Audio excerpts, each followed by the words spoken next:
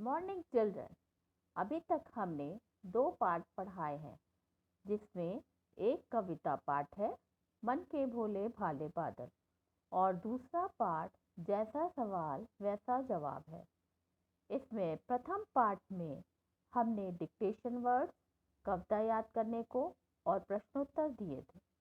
दूसरे पाठ में जो कहानी है, इसमें हमने खाली जगह, शब्द, विलोम शब्द और प्रश्नोत्तर कराए थे।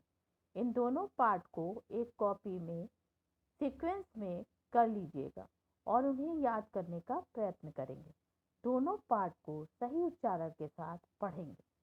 अब हम आपको तीसरा पाठ किरमिच की गेंद पढ़ाएंगे, जो एक गेंद के बारे में बताया गया। गर्मी की छुट्टियां थीं। दोपहर के समय दिनेश घर में बैठा कोई कहानी पढ़ रहा था। तभी पेड़ के पत्तों को हिलाती हुई कोई वस्तु धम से घर के पीछे वाले बगीचे में गिरी। दिनेश आवाज से पहचान गया कि वह वस्तु क्या हो सकती है। वह एकदम से उठकर बरामदे की चिक सरकाकर बगीचे की ओर भागा। अर्थात गर्मी की छुट्टियों का समय था। दिनेश अपने घर में बैठा कहानी पढ़ रहा था। तभी दिनेश को घर के पीछे पत्तों के बीच से होते हुए एक बड़े जोर की आवाज आई। वह समझ गया था ये कैसी आवाज है और वह बगीचे की तरफ बहुत तेज भागा। अरे अरे बेटा, कहाँ जा रहा है? बाहर लू चल रही है।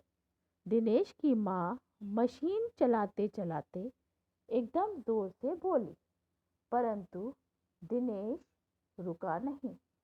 उसने पैरों में चप्पल भी नहीं पहनी। जून का महीना था। धरती तवे की तरह तप रही थी, पर दिनेश के पैरों को जलने की भी चिंता नहीं थी। वह जहां से आवाज आई थी उसी ओर भागा चला। आवाज सुनने के बाद दिनेश बड़ी देर पीछे की तरफ भागा और उसने चप्पल वगैरह भी नहीं पहन रखी थी। जून का महीने था, बहुत गर्मी थी, फिर भी वो नंगे पैर भागा, और जबकि धरती तवे की तरह तप रही थी। सामने की क्यारी में भिंडियों के ऊंचे ऊंचे पौधे थे। एक ओर सीताफल की घनी बेल फैली हुई थी। क्यारियों के चारों ओर हरे हरे केले के वृक्ष लहरा रहे थे। दिनेश ने जल्दी जल्दी भिंडियों के पौधों को उलटना पलटना आरंभ किया। जब वहां कुछ नहीं मिला तो उसने सारी सीताफल की बेल छान मारी। उसने बगीचे में भिंडियों के ऊंचे ऊंचे पेड़ थे, कद्दू की बेल फैली हुई थी। क्यारियों के चारों तरफ केले के वृक्ष लहरा रहे थे। दिनेश देखने लगा कि क्या गिरा।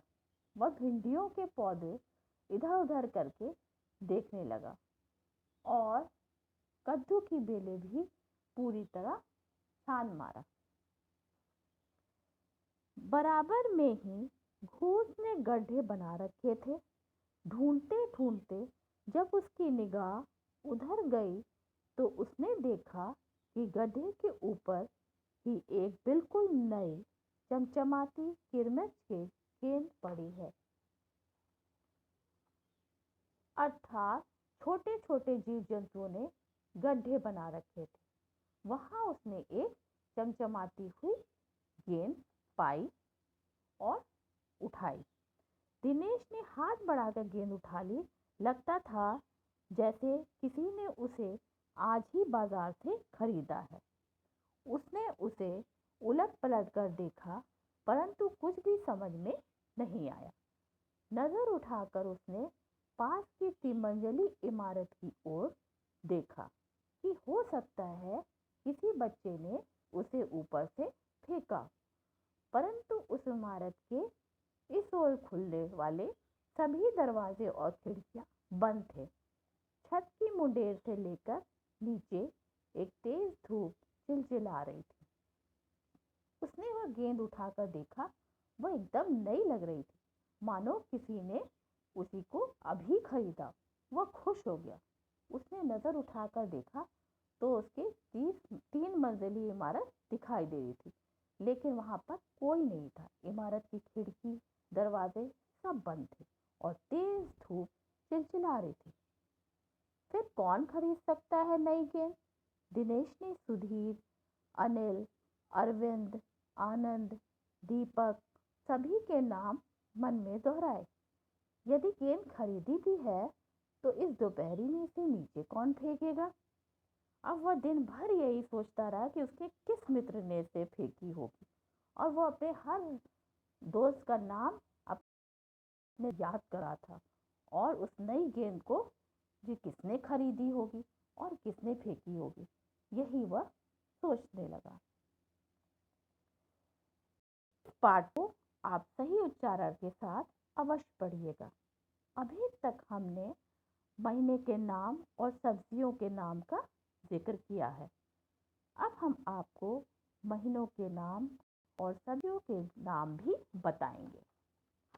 महीनों के नाम ये इस प्रकार हैं: जनवरी, फरवरी, मार्च, अप्रैल, मई, जून, जुलाई, अगस्त, सितंबर, अक्टूबर, नवंबर, दिसंबर। सब्जियों के भी नाम आप जानते होंगे, फिर भी आपको हम थोड़ी सब्जियों के नाम बता रहे हैं। तरोई, टमाटर, भिंडी, आलू, गाजर, मटर, शिमला मिर्च, करेला, टिंडा। क्रिकेट के खेल में गेंद का प्रयोग होता है, इसमें भी गेंद का प्रयोग होता हुआ है। ऐसे कुछ और खेलों के नाम लिखना जिसमें गेंद का प्रयोग होता है, ये आपको हम होमवर्क में करने को दे रहे हैं। इसके अलावा ट्रक एक वाहन का नाम है, कुछ और वाहनों के नाम भी आप लिखिएगा। यहीं पर हम पाठ समाप्त करते हैं। इस पाठ में आए महीनों और सब्जियों के नाम को अवश्य लिख लीजिएगा और गृह कार्य भी अवश्य करिएगा। Thank you.